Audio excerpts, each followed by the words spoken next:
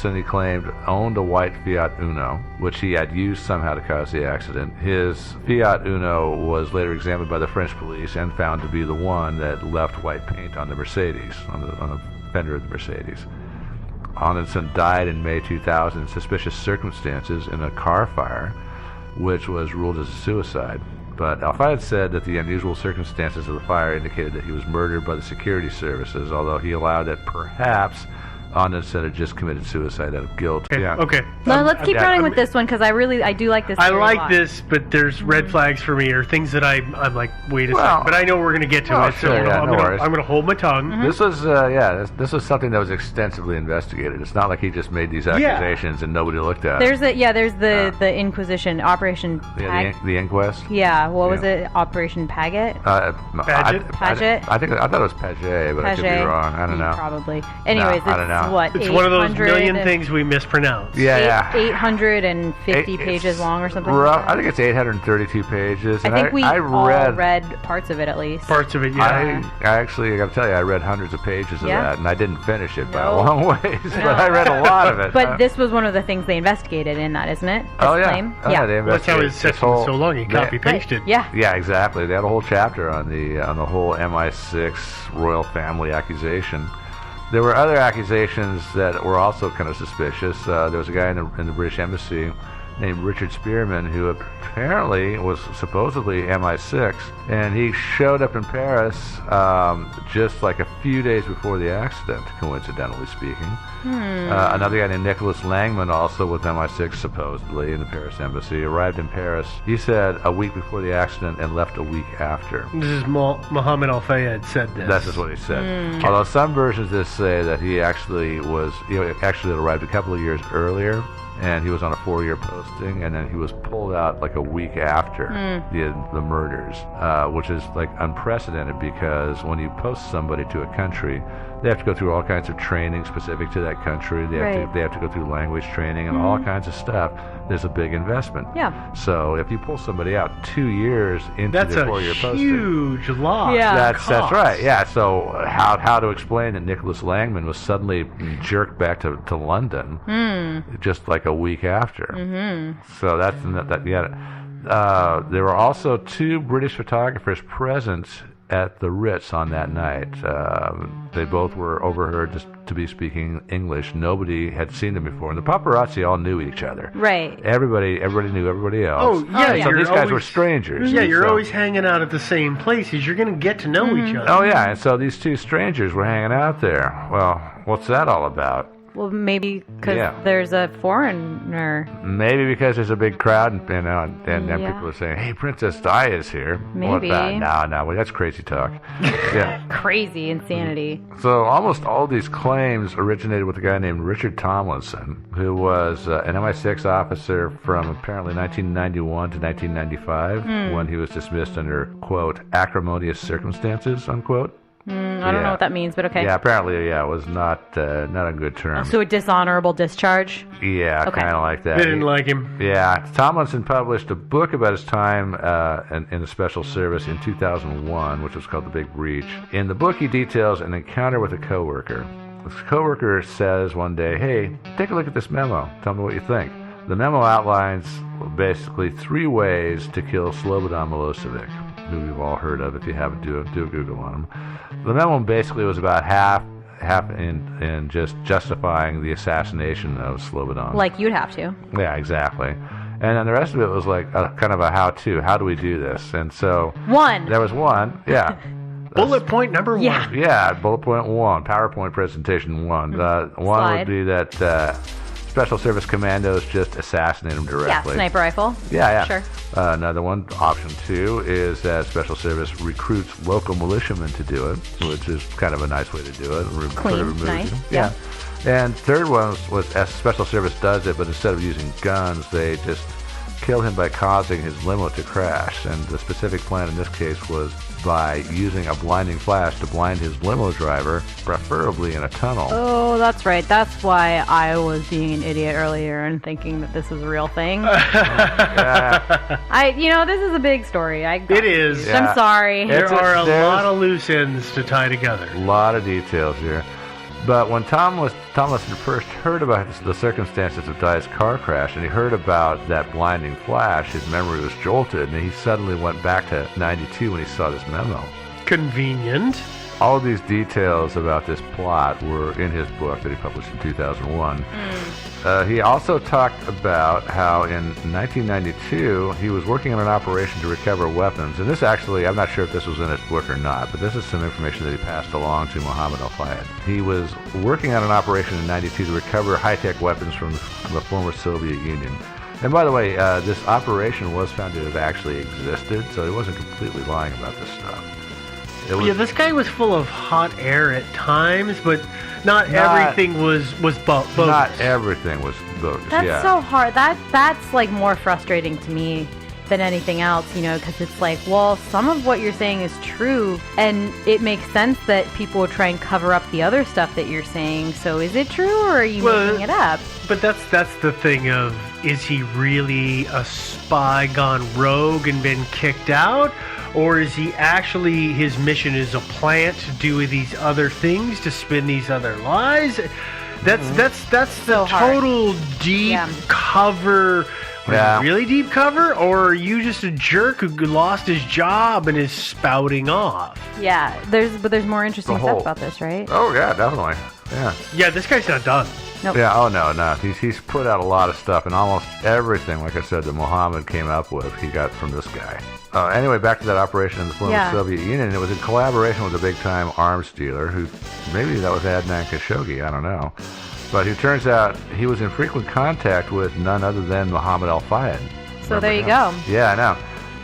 And this is all by his memory, of course, of reading these files. The informant who reported these contacts had a code name, so Tomlinson didn't know what his real name was, but he was able to figure out from going through the files that it was a French guy who was head of security at the Ritz Hotel in Paris. No, Henri was the deputy head. No, I know it's not. No, we're not saying that's Henri. Okay, good. But they give people code names and they hold back a lot of information to protect those people. So if this guy is just like, oh, dude, totally figured that out. That was just a word jumble. I question his credibility a lot. Oh yeah. There's really no point in assigning somebody a code name to protect his identity and then just like leaving information in there. Obviously indicates where he works and what his job is. Yeah. Which makes it so easy. He works on 5th Street and Llewellyn at the local insurance company, but nobody will figure that out, so we'll just write that in the report. I mean, somewhere between floors 5 and 7. Yeah. But anyway, we'll talk more about that. Tomlinson also heard while he was at Special Service that there was a member of the paparazzi who was with MI6, or at least an informant for MI6, who followed Diana on a regular basis. Yeah. Okay, the Brits put together an inquest called Operation Paget, which we mentioned a few minutes ago, which was a court of inquiry into all of these allegations. Which this thing has been beaten. It got so abused in the media. Yeah. Oh, yeah. So many things got called out as weird and awkward and odd. And I don't think we're going to go into any of that logistical parliamentary process just to get people who have read up on this or watched certain documentaries. Because I watched a bunch of the documentaries just to try to find some of this stuff. Be warned, we're not going in to this operation. Also be warned, I guess people may or may not know, I know Steve went in knowing this, but many of the documentaries about this have been produced by Al-Fayed. A number of them. Yeah. There are some that are independently produced and some that are influenced or monetarily or politically by him. Back to Operation Paget. Oh, yeah. Hope I'm not mispronouncing that. They contacted us, Special Service first, and they were given access to their databases and other documentation. And of course, they didn't let just anybody look at that stuff. They had to be people with the appropriate security clearances. Which most of the people who were investigating this were, though. I mean, it was a high-level investigation. Mm-hmm. Yeah. Inquest. Yeah. So, first of all, the assassination memo. After Tomlinson left Special Service, he began to write his books. Obviously, the Special Service was not really keen on this. They instigated civil proceedings against him in 1996 to stop him publishing his book. He was ordered to turn over his manuscript. Chapter 8 of the manuscript talks about the assassination memo, and in that version of the manuscript, it only discussed using a drive-by shooting to kill Milosevic. That's a little different. That was in 1996. In 1997, October 1997, after the deaths, Tomlinson was arrested for Official Secrets Acts offenses. His manuscript was seized again. Chapter 8 again had a mention of the memo in there, but no mention of a plan to use blinding lights in tunnels to kill people. And then in May the following year, 1998, Tomlinson first met Mohammed Al-Fayed. And then in August 1998, Tomlinson changed his story. Oh. Yeah. Yeah, they're actually... Sands. Yeah. The Operation Patch A actually was able to find that memo. It was written in 1993, and it did discuss the possible assassination of a certain Balkan extremist who was not Milosevic, but it didn't actually talk about it. It was only a justification for it, but as a way to prevent genocide and ethnic cleansing and stuff like that. The sort of thing you want to prevent. Yeah, exactly. Although actually the guy who wrote it got in a little bit of trouble for it. But that was that was about it. He talked about the justification for doing it, but he didn't actually touch on any methods at all for doing any assassination. So was there any support for a bright flash of light? Using a bright flash of light. No, Tomlinson claimed that he was shown lights, the special strobes that were used by Special Service to blind people in helicopters or whatever, and Special Services says no. And they also point out that, by the way, you can get powerful strobes just about anywhere. Yeah, absolutely. So, you can. Yeah. Tomlinson apparently was shown this memo, and he really and he recognized it and realized that was the one. Oh. And then he did a lot of this, actually. He did a lot of, sort of backpedaling. Shown the memo by Operation Patch A, he sort of says, yeah, this is the one. I must have misremembered that part about the blinding, flashing lights that kill people in tunnels. And so he... Not to my recollection. Yeah. And again, the blinding white flash, the most people don't recall seeing the blinding white flash. It's not that well supported. One of the witnesses who saw it was a guy named Francois de Viste, who was in a car with his wife in the underpass ahead of the Mercedes, and he claimed to have seen a white flash in his rearview mirror. His wife did not. Well, passengers don't look at the rearview mirror. Yeah, but I also think that, when I'm driving at night, if there's lights, sometimes the light will catch the mirror in a weird way and reflect into my eyes, and I get really angry. I'm like, who's the jerk with the brights on behind me? And I'm like, oh no, it was just, they were going over a bump. If the car was losing control and veering weirdly, there's certainly a number of circumstances. It's going to be a wide arc, both horizontally and vertically, that the headlights. It would have been really easy for it to just go real quick, and it would have flashed into his face. Easily explained as headlights, right? Yeah. And also there were paparazzi in there. Yeah, paparazzi with flashbulbs going off. Weird. Who knows? I know. So that's about it for the white flash. I mean, I think it was the thing to begin with. As far as the two suspicious MI6 guys at the British Embassy in Paris, remember we talked about those a minute ago? Richard Spearman actually did arrive in Paris to begin a 4-year posting on August 26, 1997, so just 4 days before Diane Doe showed up in Paris. But he had been appointed that position in August 1996, which was almost a year before Diane Doe started dating. And also on August 26, when he arrived, nobody knew that Di and Dodie were going to be showing up in Paris anyway. I don't think anybody really knew. I don't know that they necessarily planned it. No, I don't think so. I don't think there was... There was talk that there were calls to the paparazzi when they were on their yacht, but that doesn't mean that there were calls to the rest of the world to tell everybody, hey, this is where we're going, instead of, hey, we're here, this is where we're at. Yeah, especially if you have private security. Yeah. Yeah. So obviously you're going to probably want to keep most of your movements secret just for less hassle factor. Mm-hmm. But let's remember the other shadowy diplomat who came and went quickly before and after the his name was Nicholas Langman. Yeah. He was recalled to London right after the accident. He was only halfway through his 4-year posting. But actually he began his posting in 1994. Yeah, and he didn't go back to England until August 1998 after serving, 4 years. Oh, yeah. Yeah, so August 1998. So he didn't leave the week after. He left a year after. So, that sort of shoots a hole in that. Difference. Yeah, so let's move on to Henri Paul. Was he an MI6 informant? And, no. Searches of the Special Service databases and telegram communications found no mention of him. And they had ways, when they were going through this stuff, they had ways to figure out if information was being withheld from them. This is, again, Operation Paget. Mm-hmm. For example, the telegrams were all numbered sequentially, and the sequence was unbroken. Okay. And so that's how they knew that nothing was being withheld. And they found no mention of Henri Paul except for one telegram dated November 18th, 97, which was after his death. After, yeah. Yeah, and that was it. And you would maybe mention that. Yeah, you think. Yeah, I could see his name coming up after the fact. Yeah, that totally makes sense. Makes sense. As for the files that Tomlinson found, that the head of security at the Ritz was an informant. As I mentioned previously, the operation that Tomlinson described actually did exist, and he was actually part of that. But Operation Paget, went through the files and found no reference to anybody working at the Ritz. Yeah. Again, I think we already discredited that. Yeah, pretty much.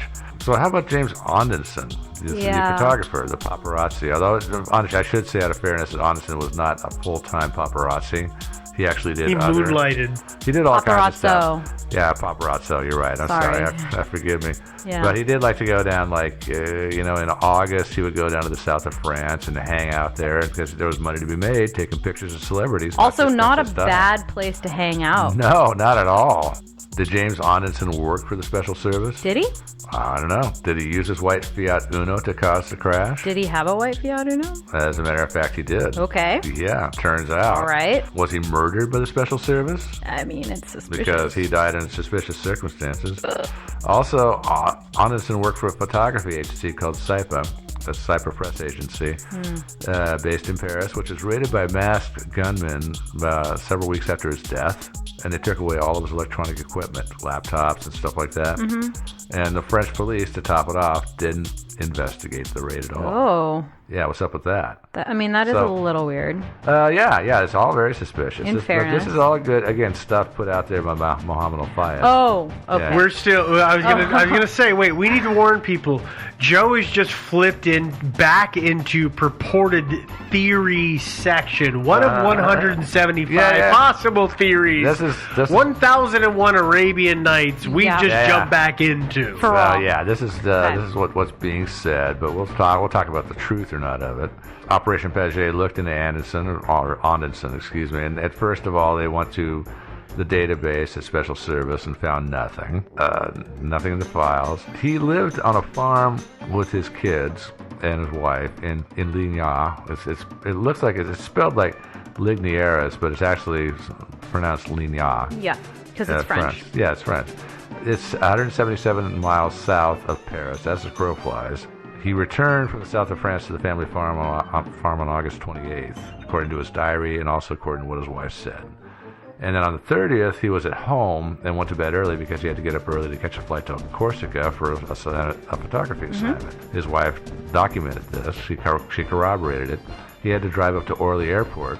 His drive up was on toll roads, so it was documented because he paid by credit card. Right. He entered the toll road at Bourges near his home and then exited the road at 5:48 a.m. about 30 miles from Orly Airport, and then bought a plane ticket to Corsica at 6:23 a.m. Okay. So conceivably, he could have used he was driving a BMW. He wasn't driving the Fiat Uno.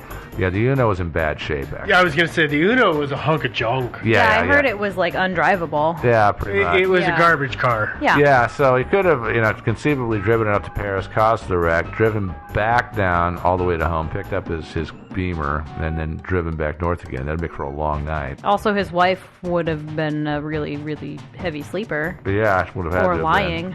Yeah. Yeah, to not notice that? Yeah. Yeah. But there's a lot of emphasis placed on Ondenson in these theories. Yeah. Well, he's an easy scapegoat, though. Especially since he's dead now. And he died under what people call suspicious circumstances, Let's which be fair, it's I don't think are. You don't? No, I don't think. Doing the research, don't think they're exactly suspicious. No. I mean, if you look on the wiki page, it looks pretty hinky. Mm-hmm. But I found out the wiki page is all wrong. Yeah. Big time wrong. Yeah. Yes, this is why I love Wikipedia, but it's not the end-all, be-all. Yeah. All right, so there's one stake through the heart there of, or so one nail in the coffin. That's a better way to put it. Yeah.